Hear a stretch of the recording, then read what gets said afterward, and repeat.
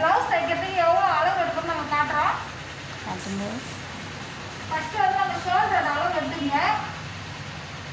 Shoulder அளவு வந்து 15 எடுத்துக்க. நம்ம அவ்வளோ சைஸுக்கு தகுந்த நம்ம சும்மா பேசிக்கு மட்டும் சொல்கிறோம் உங்ககிட்ட.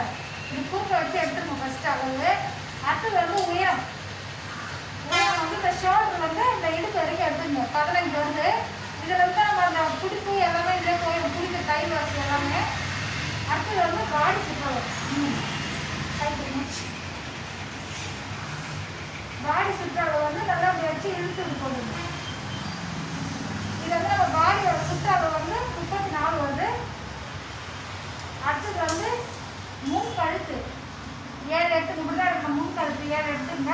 அதனால் வந்து நம்மளுடைய கப் சைஸு 13 வருது. அடுத்தது வந்து நம்ம பேக் கழுத்து எடுக்கணும் இல்லைங்களா?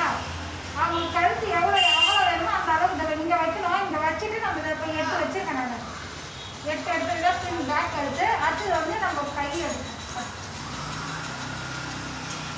அவங்க சின்ன கை வேணா இந்த உயரம் அதை 6 எடுத்துக்கலாம். அப்படி இல்லைன்னா நீட்டு கை வேணா 10 எடுத்துக்கலாம். இல்லை அதோட வேணா நம்ம இதான் அளவு இதான் எடுக்கணும். கைக்கு எடுத்துட்டு அதுக்கப்புறம் சுற்றளவு கையோட சுற்றளவு 10 சுற்றளவு எங்கே நம்ம வைக்கிறோமோ அந்த தகுந்த சுற்றளவு எடுத்துக்கணும்.